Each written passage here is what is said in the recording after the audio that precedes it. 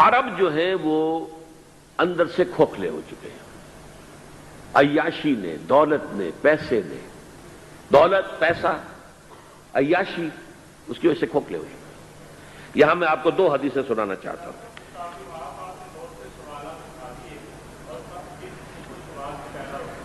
بہت سے ہو گئے، آپ اطمینان سے تشریف رکھیے۔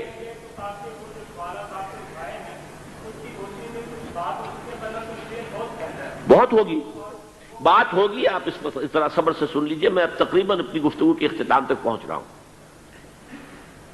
سنن ابن ماجہ کی روایت ہے حضرت ابو ہریرہ سے رضی اللہ تعالی عنہ، قال قال رسول اللہ صلی اللہ علیہ وسلم اذا وقعت الملاحم بعث اللہ بعثا من الموالی هم اکرم العرب فرسا واجودہ سلاحا یوید اللہ بہم الدین، رواہ ابن ماجہ عن ابی ہریرہ رضی اللہ تعالی عنہ۔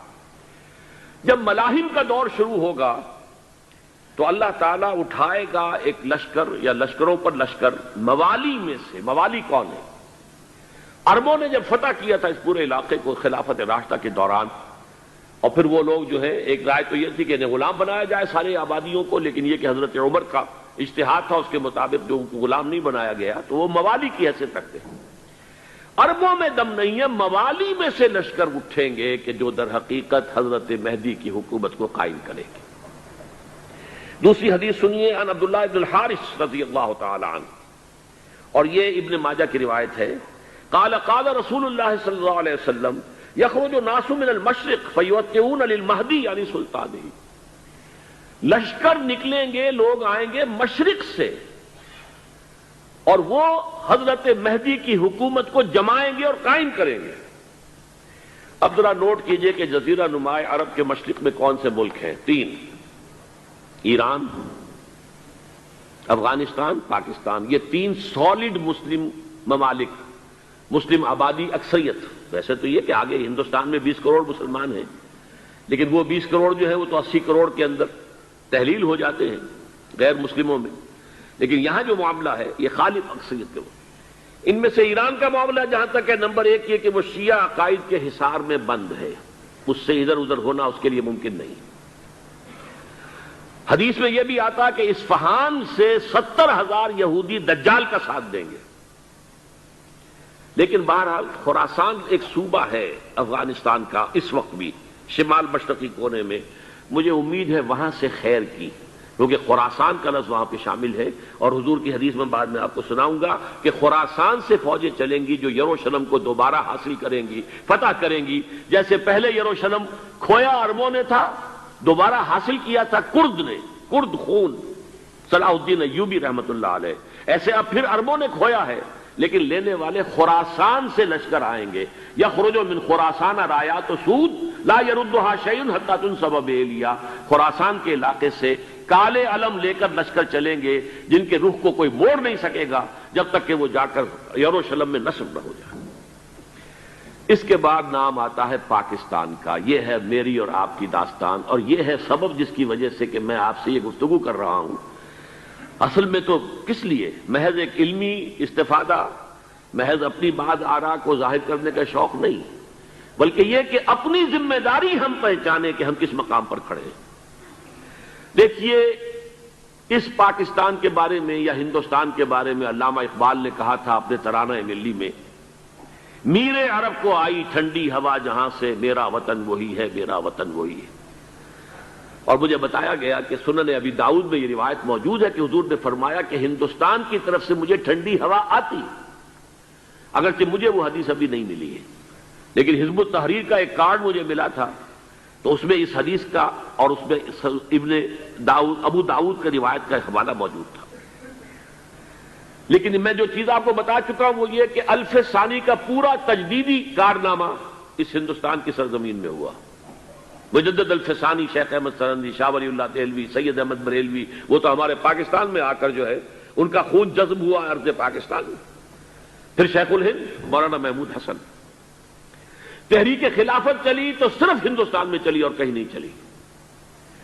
آزادی کی تحریک چلی پوری دنیا میں، وہ نیشنلزم کی بنیاد پر چلی، ملے نیشنلزم، عرب نیشنلزم، ٹرک نیشنلزم. ہمارے ہاں چلی تو اسلام کے نام پر پاکستان کا مطلب کیا؟ لا الہ الا اللہ.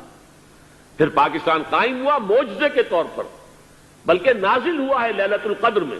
انا انزلناہ فی لیلۃ القدر، جیسے قرآن نازل ہوا لیلۃ القدر میں، یہ پاکستان بھی نازل ہوا لیلۃ القدر میں. اس کا برقرار رہنا ابھی تک معجزہ ہے. ہندو یہ سمجھتا تھا، کانگریس سمجھتی تھی کہ جھٹپٹ ختم ہو جائے گا. پھر یہ کہ اس کا قرارداد مقاصد کا پاس ہو جانا، مزید بھی اور اضافی دفعات دستور میں آ جانا، اب کمرشل انٹرسٹ کو ربا قرار دے کر حرام قرار دینا، یہ سارے لینڈ مارکس ہیں کہ جو اشارہ کر رہے ہیں کسی چیز کی طرف. معاملہ کدھر جا رہا ہے؟ پھر یہ کہ یہ جو 14ویں صدی کے مجدد تھے شیخ الہند، اس کے بعد سے کچھ ایسی شخصیتیں عظیم پیدا ہوئی ہیں ہند میں، جن کو میں سمجھتا ہوں کہ 14ویں صدی کے مجدد اور 15ویں صدی کے مجدد کے درمیان یہ 15ویں صدی کے مجدد کی راہ کو سیدھا کرنے والے، جیسے کہ حضرت یحییٰ نے کہا تھا میں تو آنے والے کا راستہ سیدھا کر رہا ہوں حضرت عیسیٰ کے لیے، ایسے ہی 15ویں صدی کے لیے امام مہدی کے لیے راستہ صاف کرنے والے سب سے پہلے علامہ اقبال، جنہوں نے اسلام کا تصور دین کی حیثیت سے دوبارہ زندہ کیا ہے، ورنہ اسلام ایک مذہب کی شکل اختیار کر چکا تھا. پھر مولانا مودودی، مولانا ابوالکلام آزاد حکومت الہیہ کے نعرے کے ساتھ میدان میں آئے. یہ اقبال نے جو تصور پیش کیا تھا اس پر عملی جد و جہد کے لیے حزب اللہ قائم ہوئی. نوٹ کر لیجئے 11 برس کا فرق ہے عمر کا علامہ اقبال کے اور ابوالکلام کے. اور 1913 میں جب حزب اللہ قائم کی ہے اس وقت علامہ اقبال کی ملی شاعری اپنے عروج کو پہنچ چکی تھی. پھر یہ کہ علامہ اقبال کے بعد تعمیل جو ہے اس کام کی وہ ابوالکلام نے کی، لیکن روایتی علماء کی شدید مخالفت کی وجہ سے وہ بددل ہو کر چھوڑ گئے، کانگریس میں شامل ہو گئے. بساط جو ہے حزب اللہ کی انہوں نے لپیٹ دی. پھر مولانا مودودی آئے، انہوں نے وہ ڈور جو ہے اس کا سرا تھاما، جماعت اسلامی قائم کی حکومت الہیہ ہی کے قیام کے لیے. اگرچہ میرے نزدیک یہ کہ وہ انتخابی اور ایک قومی سیاست کی ایک جماعت بن کر پاکستان میں جو ہے دلدل میں پھنس گئی ہے. اب ہم اس کی کوشش کر رہے ہیں، تنظیم اسلامی اور یہ تحریک خلافت جس کے تحت یہ جلسہ ہو رہا ہے، یہ ساری چیزیں وہ ہیں کہ آپ کو سوائے پاکستان کے اور کہیں نہیں ملیں گی پوری دنیا میں. معلوم ہوتا ہے کہ پاکستان کو بہت بڑا رول پلے کرنا ہے اس میں. اور اس کے ساتھ اب جمع کر لیجئے افغانستان کی عمارت افغانستان، اسلامی عمارت افغانستان قائم ہو چکی ہے. یہ پچھلے 20 سالوں میں جو کچھ وہاں ہوتا رہا ہے اس سے پہلے تصور نہیں ہو سکتا تھا. کابل جو ہے وہ تو جیسے پیرس کا تمدن تھا ویسے کابل کا تھا، وہی لباس، وہی سکرٹس. یہاں جب آئے تھے شاہ ظاہر شاہ سرکاری دورے پر تو ان کی جو ملکہ صاحبہ تھی ان کے ساتھ وہ سکرٹ میں ملبوس تھی. کابل جو ہے وہ بالکل ایک پیرس کی طرح کا شہر تھا. آج کابل جو ہے جا کر دیکھیے، علامہ اقبال کے فرزند بھی دیکھ کر آئے ہیں تو اگرچہ وہ خود میں سمجھتا ہوں کہ خاصے انہیں آپ لبرل کہیں، آزاد خیال کہیں، لیکن اس درجے متاثر ہو کر آئے تھے کہ انہوں نے یہ کہا افغانستان میں جو میں نے حالات دیکھے ہیں کہ اگر 2-4 اور مسلمان ملکوں کے اندر یہ نظام قائم ہو جائے تو پوری دنیا مسلمان ہو جائے گی. یہ سب کچھ کیسے ہو رہا ہے؟ یہ آنے والے دور کی جھلکیاں ہیں. Coming events are casting their shadows before. یہ سب بتا رہے ہیں کہ پاکستان افغانستان کو مل کر اس میں کوئی عظیم رول پلے کرنا ہے. اور اس کے ضمن میں اب میں علامہ اقبال کے بارے میں آخری بات کہہ رہا ہوں. علامہ اقبال کے بارے میں عام یہ خیال ہے، انہوں نے اپنے خطبات میں مہدی کا اور نزول مسیح کا، حالانکہ میں کل پڑھ رہا تھا مولانا سعید احمد اکبر آبادی رحمۃ اللہ علیہ کا ایک مقالہ ان کا کہ علامہ اقبال نے ابن خلدون کے بارے میں یہ کہا ہے کہ مہدی کا اور نزول عیسیٰ کا دونوں کا انہوں نے انکار کیا ہے. حالانکہ ابن خلدون نے نزول عیسیٰ کا انکار نہیں کیا، صرف مہدی کا انکار کیا ہے. بہرحال علامہ اقبال نے خطبات میں انکار کیا ہے. لیکن یہ کہ اپنی شاعری کے اندر میں چیلنج کرتا ہوں کسی بڑے سے بڑے اقبال شناس کو، ان کا یہ شعر ذرا سنیے. خضر وقت از خلوت دشت حجاز آید بروں، کارواں زی وادی دور و دراز آید بروں.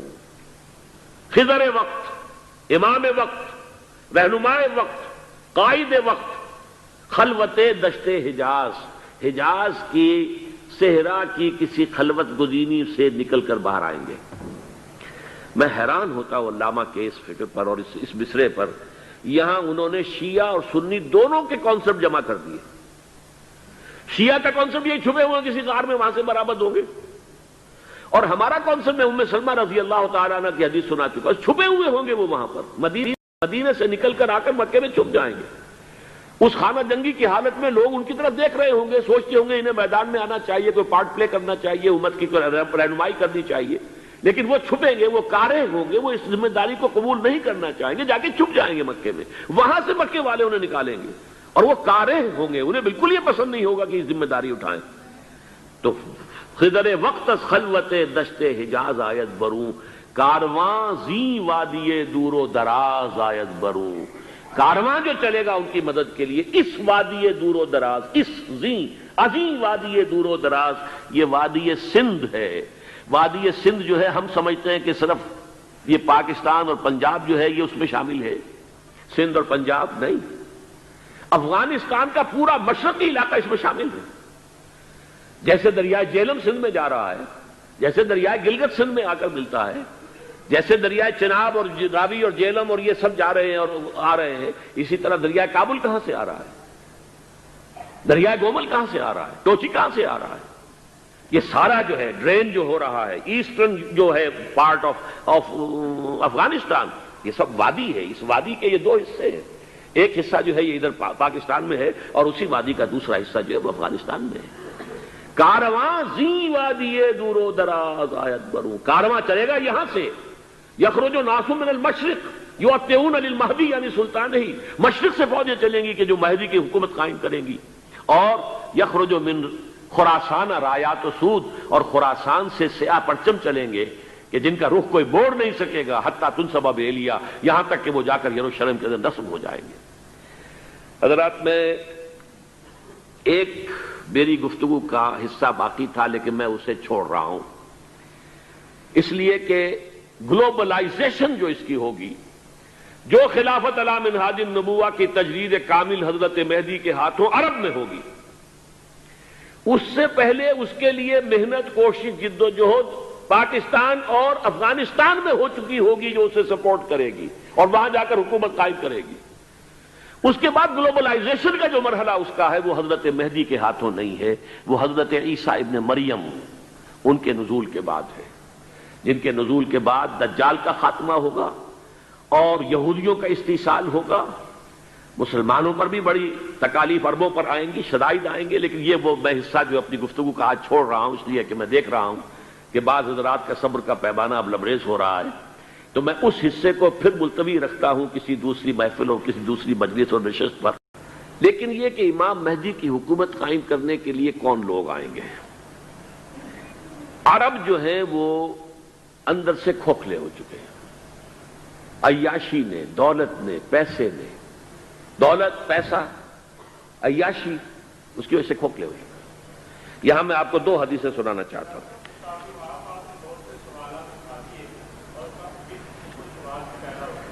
بہت سے ہو گئے، آپ اطمینان سے تشریف رکھیے.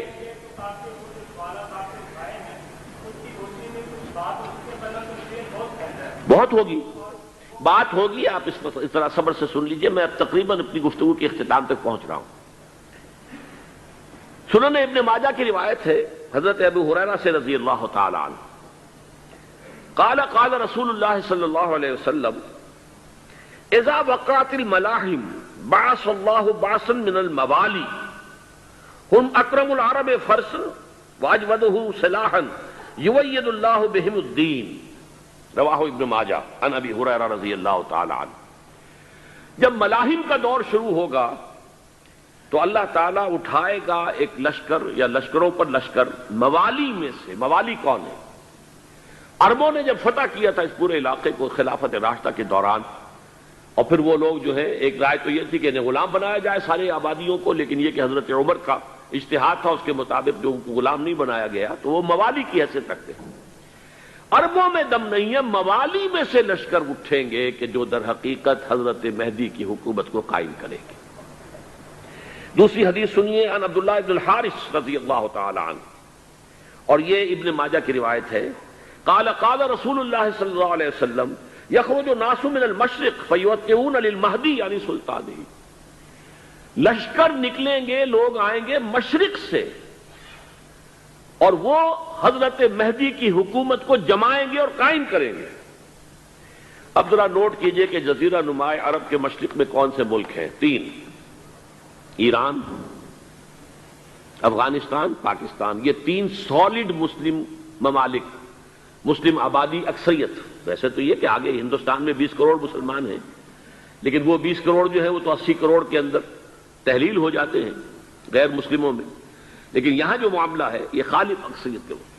ان میں سے ایران کا معاملہ جہاں تک ہے، نمبر 1 یہ کہ وہ شیعہ عقائد کے حصار میں بند ہے، اس سے ادھر ادھر ہونا اس کے لیے ممکن نہیں۔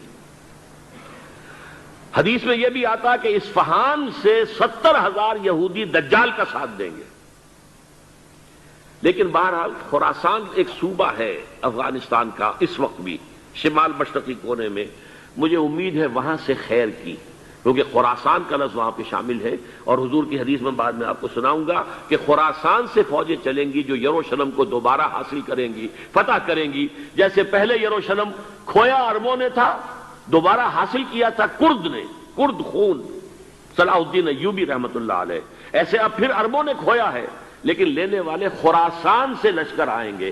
یخرج من خراسان رایات سود لا یردھا شیء حتی تنصب بإیلیا، خراسان کے علاقے سے کالے علم لے کر لشکر چلیں گے جن کے رخ کو کوئی موڑ نہیں سکے گا جب تک کہ وہ جا کر یروشلم میں نصب نہ ہو جائے۔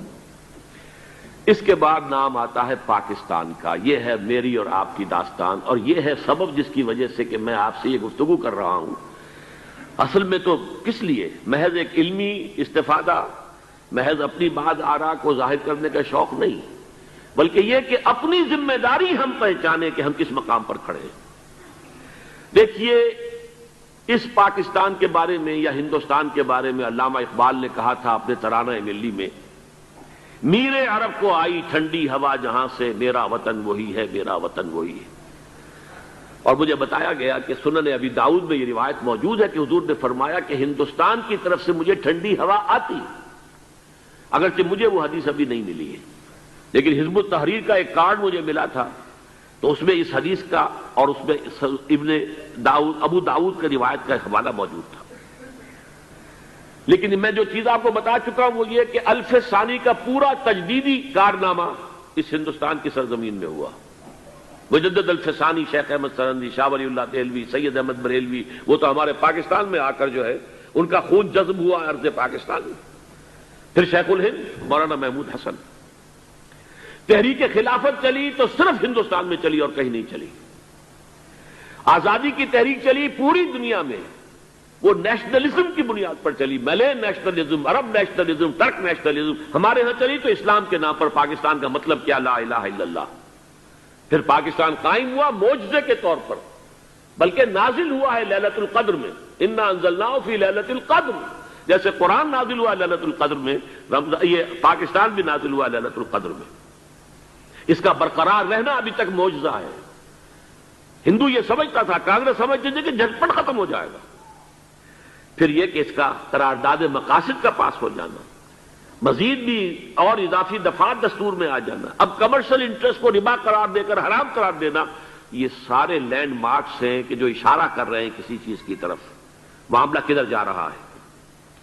پھر یہ کہ یہ جو 14ویں صدی کے مجدد تھے شیخ الہند، اس کے بعد سے کچھ ایسی شخصیتیں عظیم پیدا ہوئی ہیں ہند میں، جن کو میں سمجھتا ہوں کہ 14ویں صدی کے مجدد اور 15ویں صدی کے مجدد کے درمیان، یہ 15ویں صدی کے مجدد کی راہ کو سیدھا کرنے والے، جیسے کہ حضرت یحییٰ نے کہا تھا میں تو آنے والے کا راستہ سیدھا کر رہا ہوں حضرت عیسیٰ کے لیے، ایسے ہی 15ویں صدی کے لیے امام مہدی کے لیے راستہ صاف کرنے والے سب سے پہلے علامہ اقبال، جنہوں نے اسلام کا تصور دین کی حیثیت سے دوبارہ زندہ کیا ہے، ورنہ اسلام ایک مذہب کی شکل اختیار کر چکا تھا۔ پھر مولانا مودودی، مولانا ابوالکلام آزاد حکومت الہیہ کے نعرے کے ساتھ میدان میں آئے۔ یہ اقبال نے جو تصور پیش کیا تھا اس پر عملی جد و جہد کے لیے حزب اللہ قائم ہوئی۔ نوٹ کر لیجئے 11 برس کا فرق ہے عمر کا علامہ اقبال کے اور ابوالکلام کے، اور 1913 میں جب حزب اللہ قائم کی ہے اس وقت علامہ اقبال کی ملی شاعری اپنے عروج کو پہنچ چکی تھی۔ پھر یہ کہ علامہ اقبال کے بعد تعمیل جو ہے اس کام کی وہ ابوالکلام نے کی، لیکن روایتی علماء کی شدید مخالفت کی وجہ سے وہ بددل ہو کر چھوڑ گئے، کانگریس میں شامل ہو گئے، بساط جو ہے حزب اللہ کی انہوں نے لپیٹ دی۔ پھر مولانا مودودی آئے، انہوں نے وہ ڈور جو ہے اس کا سرا تھاما، جماعت اسلامی قائم کی حکومت الہیہ ہی کے قیام کے لیے.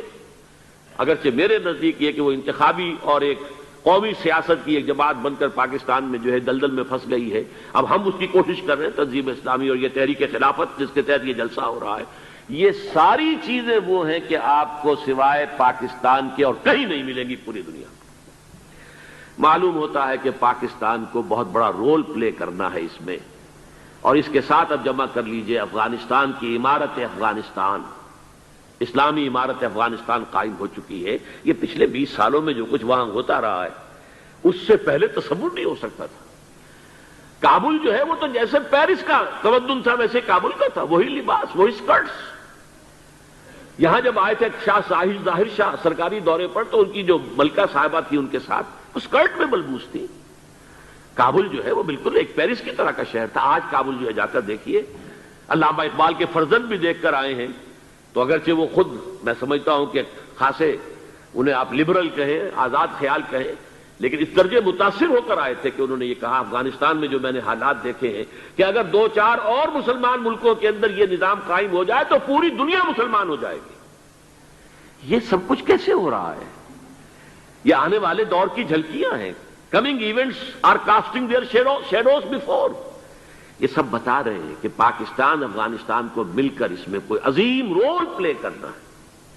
اور اس کے ضمن میں اب میں علامہ اقبال کے بارے میں آخری بات کہہ رہا ہوں.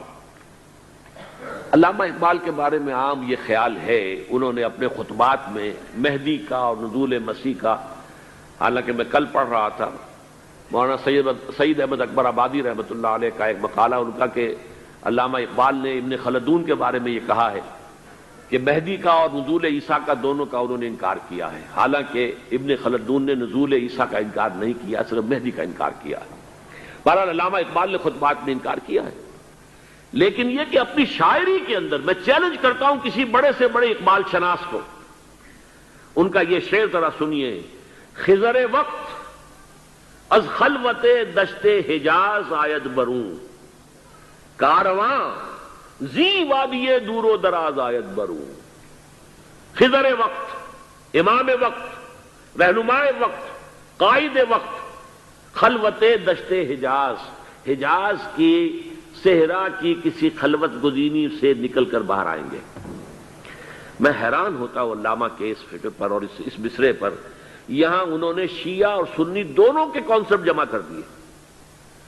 شیعہ کا کانسیپٹ یہ چھپے ہوئے کسی غار میں وہاں سے برآمد ہوں گے، اور ہمارا کانسیپٹ میں ام سلمہ رضی اللہ تعالیٰ عنہ کی حدیث سنا چکا، چھپے ہوئے ہوں گے وہ وہاں پر. مدینے سے نکل کر آ کر مکے میں چھپ جائیں گے.